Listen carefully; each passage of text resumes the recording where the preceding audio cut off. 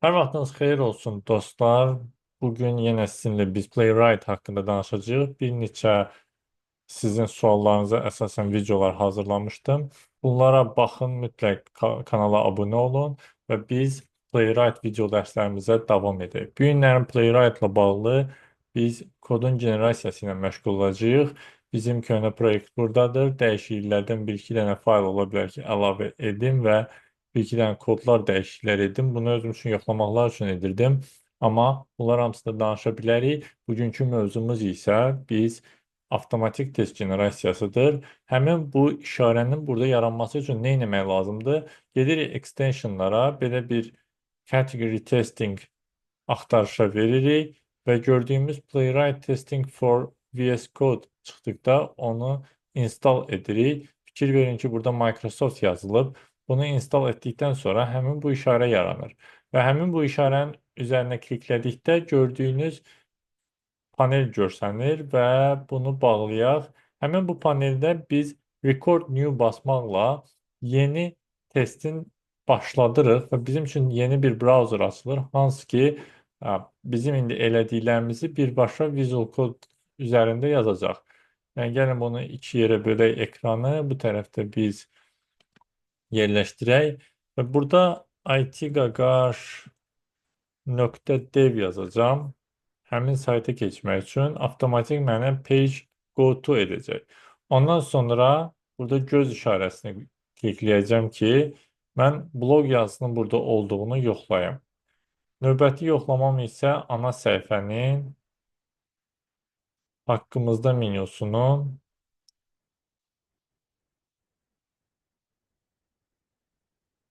bizimlə əlaqə menyu itemının iyanə menyu itemının əlavə olaraq itgagash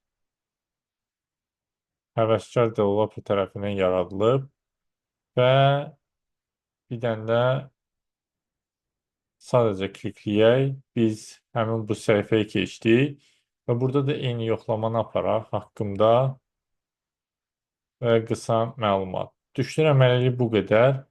Bu yoxlamaları apardıqdan sonra artıq bizim testlər burada yazılıb. Yəni gördüyünüz kimi gəlin recordingi dayandıraq və bu səhifəni bağlayaq. Qayıdaq bizim editora və editorda nələr görürük? Görürük ki, bizim elədiklərimizin hamısını bu avtomatik yazıb, heç bir kod biliyi olmadan sadəcə biraz Visual Code Studio-nu quraşdırmaqla biz artıq bir dənə testi yaratdıq. Yəni bu test nə edir hal-hazırda? Gedir itgagash.dev saytına və bizim elədiklərimizi burada kod formasında yazılıb. Ən çox istifadə etdiyi lokator da get by role-dur. Bu tərəfdə get by text istifadə edir və ondan sonra burada da visible yoxlayır. Bircə dənə biz klik etdiyimiz məqam haqqımızda menyusunun üzərinə klikləyərək həmin səhifəyə keçməyimiz idi. Onu da get by role vasitəsilə link istifadə edərək tapır, klikləyir və ondan sonra həmin səhifəyə keçdikdən sonra artıq haqqımda başlığının heading, haqqımda başlığının orada olmasını yoxlayır. Yəni to be visible vasitəsilə. Eyni qaydada get by text edib qısa məlumat olduğunu yoxlayır. Yəni bizim səhifədə qısa məlumat yazısı var. Bir növ bunları yoxlayır. Yəni, biz bundan əvvəlki dərslərdə də bilirdik ki, artıq biz başlayanda test yazırıq. Test bu sadəcə yazıb, biz bunu dəyişə bilərik, istədiyimiz kimi qeyd edə bilərik.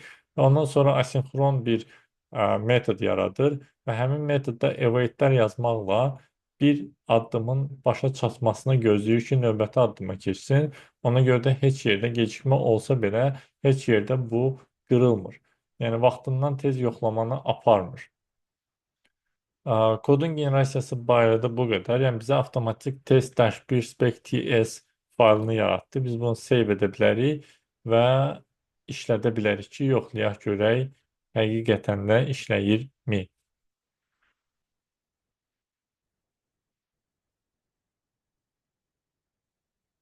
Bütün yoxlama tamamlandı, heç bir problem çıxmadı. Xətalar çıxsa belə biz bunları yenidən dəyişə bilərik. Kodun generasiyası bir növ bu cür işləyir və biz əslində daha çox imkanlara malikik bu kodun generasiyası ilə işləyərək. Sadəcə mən bir nümunə olaraq burada qısa bir məlumat kimi göstərmək istəyirdim.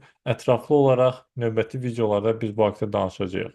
Kanala abunə olmağı unutmayın. Bizim Manual QA Udemy kursumuzu əldə etmək istəsəz, mütləq bizimlə əlaqə saxlayın, çünki daha sərfəli şərtlərlə əldə etmiş olacaqsınız. Hələlik bu qədər. Sağ olun. Gələn görüşlərə dək.